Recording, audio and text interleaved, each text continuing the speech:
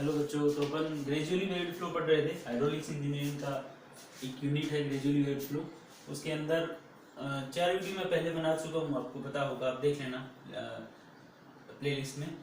Gradually waived flow नाम से एक प्लेलिस्ट है। इसके बाद अपना जो आज का जो नेक्स्ट टॉपिक है वो है स्टीप स्लोप। माइल्ड स्लोप मैं आपको बता चुका हूँ लास्ट क्लास में। तो आज बच्चों अपन क्या करेंगे, स्टीप स्लोप करेंगे। देखो, स्टीप का मतलब मैंने आपको पहले ही बता दिया था। स्टीप का मतलब थोड़ा ज्यादा है ना। माइल्ड का मतलब स्लोप कम रहेगी। स्टीप का मतलब जो स्लोप है वो क्या रहेगी, ज्यादा रहेगी, है ना। अगर मैं ऐसी स्लोप बनाऊं और इसमें बनाऊं, आप देख सकते हो है ना कि इसकी स्लोप क्या है, ज्यादा है। तो ये बच्चों आपकी क्या है, स्टीप स्लोप है। अब देखो, जैसे स्टीप स्लोप की मैंने कंडीशन बताई थी, मैंने क्या बताया था आपको कि स्टीप स्लोप में हमेशा क्या रहेगा, जो क्रिटिकल डेप्थ लाइन रहेगी वो हमेशा नॉर्मल डेप्थ से क्या रहेगी, ज्यादा रहेगी, है ना। वाई सी है वो हमेशा क्या रहेगा, वाई नोट से ज्यादा रहेगा। इसका मतलब अगर यहाँ पे आपकी कोई क्या है, वाई सी वाली लाइन है, तो यहाँ पे कहीं आपकी क्या होगी, वाई नोट होगा। ये वाई नोट होगा और ये आपका क्या होगा, वाई सी। तो इतना आपको समझ में आया। ये आपका वाई सी है और ये क्या है, वाई नोट है। तो सेम वैसे ही ये आपका बेड है। अगर अपन बात करें, वैसे ही सेम 3 रीजन लेने होंगे। अगर मैं यहाँ पे लेता हूँ तो ये आपका रीजन क्या है, 1 रीजन बोल दो, जोन बोल दो 1, ये आपका 2 और ये आपका 3। ठीक है। अगर मैं 1 की बात करूंगा तो 1 में क्या होगा, y is greater than Y C is greater than Y naught, है ना। क्योंकि y है वो वाई सी से बड़ा है और वाई सी है वो वाई नोट से बड़ा है। तो पहली कंडीशन क्या हो जाएगी ये। अगर मैं रीजन 2 लेता हूँ या जोन 2 लेता हूँ, तो जोन 2 में क्या रहेगा, सबसे बड़ा तो रहेगा आपके पास वाई सी, उसके बाद y, उसके बाद वाई नोट। ठीक है। और अगर रीजन 3 या जोन 3 की बात करूं तो सबसे बड़ा कौन रहेगा, बताओ। सबसे बड़ा तो वाई सी रहेगा, उसके बाद वाई नोट रहेगा और सबसे छोटा क्या रहेगा, क्या बच्चों, ऐसे ही 3 कंडीशन बना सकते हैं। सेम एज इट इज अपन ने माइल्ड स्लोप में बनाई थी, है ना। कंडीशन तो वैसी सेम होगी, लेकिन अब की बार सिनेरियो थोड़ा चेंज रहेगा। क्यों चेंज रहेगा, क्योंकि आपकी स्लोप क्या है, स्टीप है। ठीक है। तो ये आपकी 3 कंडीशन है। अब अगर मैं ग्राफ बना के बताऊं बच्चों कि कैसा डायग्राम बनेगा, इसमें थोड़ा सा एक बार रिजल्ट बता देता हूं।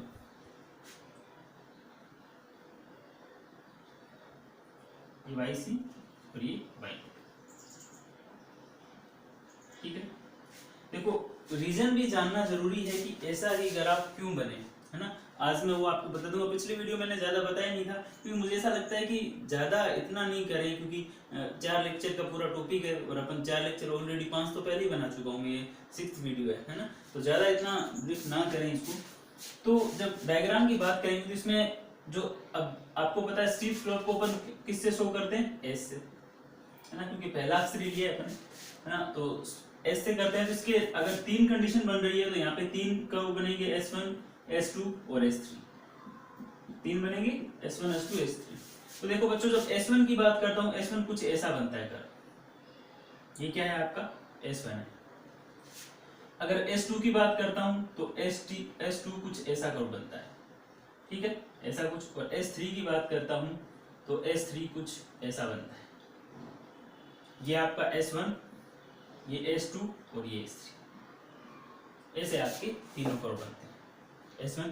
अब आप अगर सिंपल सा, अगर नॉर्मल आपसे पूछे कि आप स्टीपर स्लोप को एक्सप्लेन करो, तो 2 नंबर का या 4 नंबर का क्वेश्चन आता है, तो नॉर्मल इतनी बातें आप बता सकते हो कि जो आपका क्रिटिकल डेप्थ है वो ज्यादा रहती है नॉर्मल डेप्थ से, और ये सारी कंडीशन आप बता सकते हो, आप सिंपल ग्राफ। लेकिन आपका क्वेश्चन आ जाए 10 मार्क्स का या 15 मार्क्स का क्वेश्चन आता है, तब दिक्कत आती है। तब आपको बताना पड़ेगा कि ऐसा ग्राफ क्यों बना, S1 S2 S3 ऐसा क्यों बना। तो आप जल्दी से पहले नोट डाउन कर लीजिए, इसके बाद अपन देखते हैं कि ऐसा ही ग्राफ क्यों बना, वो एक्सप्लेन करते हैं।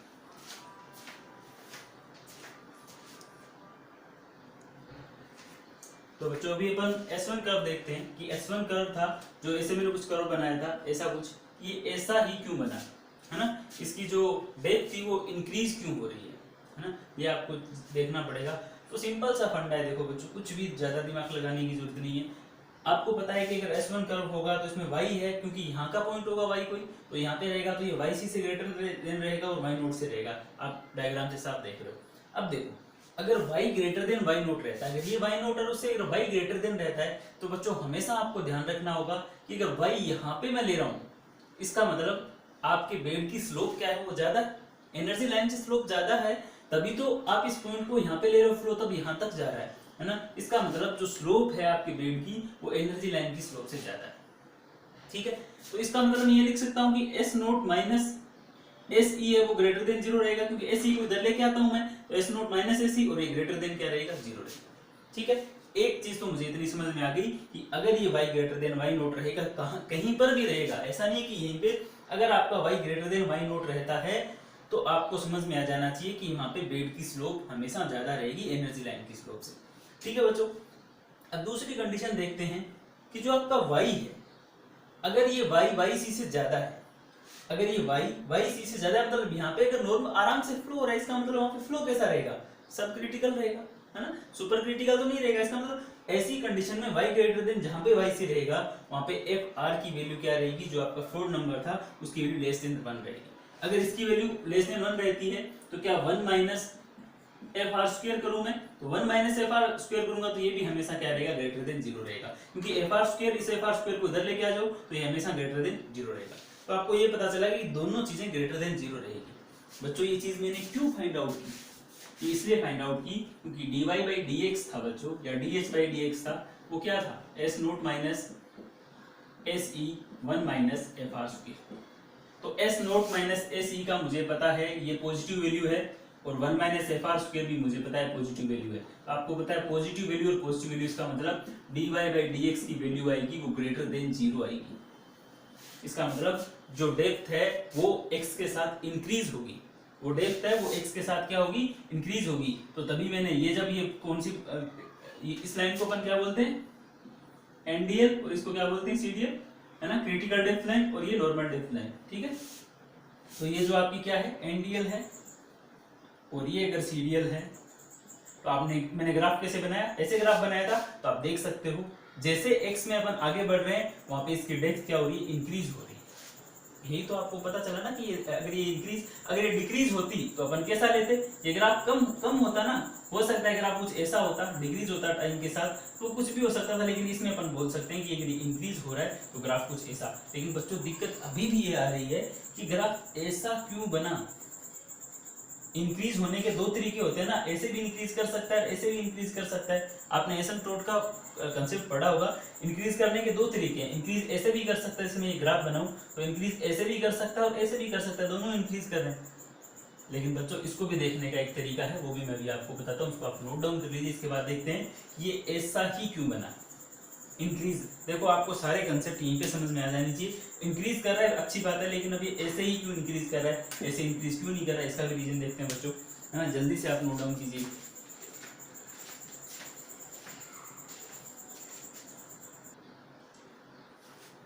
तो अपन देखते हैं कि इसका सिनेरियो है, ये जो इसका ये ऐसे ही क्यों है, ऐसे भी तो इंक्रीज हो सकता है। देखो जो सिंपल सा फंडा है, इसमें कब की अपन बात कर रहे हैं।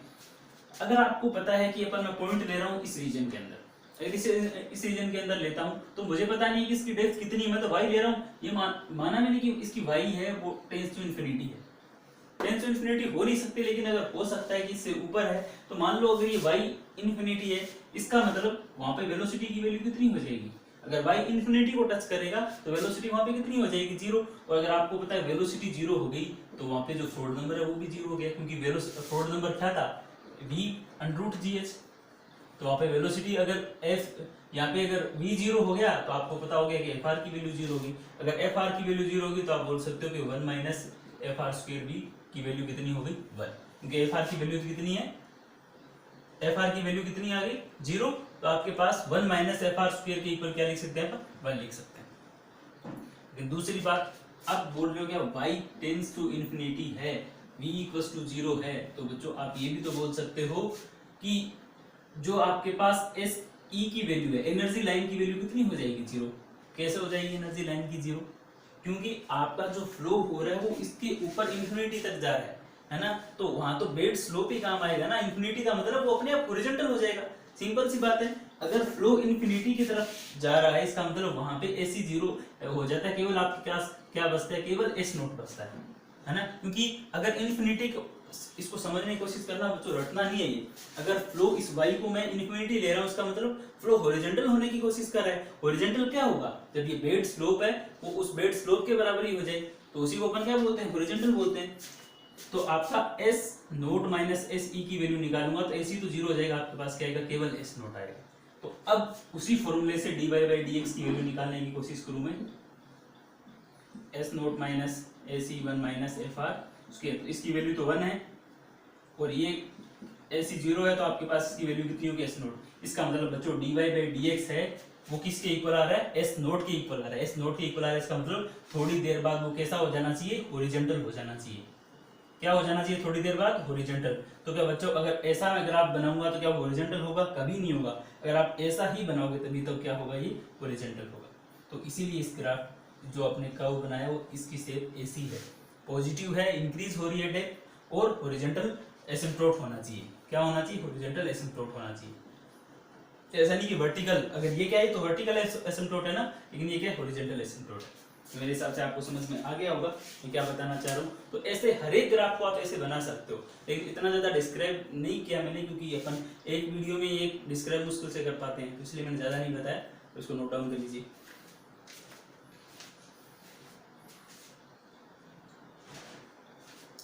अब देखो ये S1 कर्व है वो अपने को कहाँ पे देखने को मिलते हैं जनरली, वो भी आपको पता होना चाहिए बच्चों। ये जनरली अपने को मिलते हैं देखने को जब जहाँ पे मान लो फ्लो आपका चेंज हो रहा हो। चेंज कैसे होगा, देखो बच्चों, अगर कहीं पे हाइड्रोलिक जंप आ जाए, आपको पता है हाइड्रोलिक जंप होगा तो फ्लो सुपर क्रिटिकल से सब क्रिटिकल में हो जाए, क्योंकि उसकी वेलोसिटी क्या हो जाती है, रिड्यूस हो जाती है। तो अगर तो ये बोल सकते हो कि वो सुपर क्रिटिकल से सब क्रिटिकल में हो रहा है, या आप वहां पे डैम में भी देख सकते हो ऐसा फ्लो, और किस में देख सकते हो, वियर में भी देख सकते हो। डैम वगैरह है, वियर वगैरह है, उसमें ऐसा ही फ्लो होता है कि आप देख सकते हो इसमें डेप्थ अचानक क्या होगी, डेप्थ इसमें आपको पता है इंक्रीज होगी, तो ऐसे आएगा और अचानक इसकी डेप्थ क्या हो जाएगी, इंक्रीज हो जाएगी। तो आप देख सकते हो इसको आराम, इसको देखोगे इसकी ये जो डेप्थ ऑफ फ्लो है वो क्या हो रही है बच्चों, इंक्रीज हो रही है, क्योंकि D Y by D X की वैल्यू क्या आई थी, अपनी पॉजिटिव आई थी। तो अचानक अगर वीआर आ जाता है तो भी ऐसा अपने को देखने को मिल सकता है। अगर आपसे एग्जाम्पल पूछे तो आप बोल दो कि डैम में और वियर में ऐसे एग्जाम्पल आपको देखने को मिलते हैं। अब हम बात करते हैं बच्चों S2 की। S2 यही है, यहाँ पे S2 है नहीं, सॉरी। S2 के कंडीशन में क्या होगा, सबसे बड़ा क्या होगा, YC, उसके बाद Y और उसके बाद क्या होगा, Y नोट। ये कैसे, यही है बच्चों, मैंने ग्राफ बता दिया था आपको, ग्राफ कुछ ऐसा था। अगर इस केस में बात करेंगे तो ग्राफ कुछ ऐसा था, ऐसा था, है ना, थोड़ा सा ये इधर से आ रहा था ऐसा। तो ऐसा ग्राफ है, ये जनरली अपने को कहाँ देखने को मिलता है, जब आपका कोई भी फ्लो ऐसा हो रहा है कि वो माइल से किस में चेंज हो रहा है, स्टीपर में। माइल से स्टीप कर्व में अगर चेंज हो रहा है, माइल से स्टीप स्लोप में चेंज हो रहा है, तो वहां पे आपको ऐसा कर्व देखने को मिलेगा। एग्जांपल के तौर पे अपन बोल सकते हैं, यहाँ पे थी अगर माइल स्लोप, ये माइल स्लोप थी इधर, है ना, और आपके पास अचानक यहाँ पे स्टीप स्लोप हो गया, तो ये ऐसे फ्लो हो रहा था और उसके बाद फ्लो कुछ ऐसा हो जाएगा, है ना, फ्लो कुछ ऐसा हो जाएगा। तो ये आपको क्या है, जब पूछे कि आपको बताओ ये S2 का कहाँ बनता है, तो आप बोल सकते हो कि जब माइल से स्टीप में अगर आपका स्लोप हो रही है तो आपको कैसा कर्व मिलेगा, S2 कर्व मिलेगा। ठीक है, कंडीशन ये रहेगी, वैसे आप निकाल सकते हो। अगर बात करें अपन S3 की, S3 में क्या है, अब की बार सबसे बड़ा YC, उसके बाद Y नोट और सबसे छोटा क्या है, Y। तो इसमें आपको पता है कैसे कर्व बनेगा, बताया था मैंने कर्व कैसे बनेगा, कुछ ऐसे कर्व बनेगा, है ना। और ये कहाँ पे देखने को मिलता है, इसकी भी जब आप देखोगे, अब इसकी स्लोप क्या है, नेगेटिव है, तो जब अपन dy बाई dx निकालेंगे तो हो सकता है कोई ना कोई ऊपर एक पॉजिटिव या नीचे नेगेटिव आएगा, तभी एक माइनस का साइन रहेगा, आप निकाल के देख लेना। और अगर इस तीसरे की बात करते हैं अपन S3 की, इसमें भी स्लोप क्या है, पॉजिटिव, तो दोनों की वैल्यू इसमें भी पॉजिटिव आएगी, ऊपर वाले जो डिनोमिनेटर और नोमिनेटर जो भी दोनों टर्म है वो दोनों क्या आएंगे, पॉजिटिव आएंगे, तभी पॉजिटिव स्लोप होगा।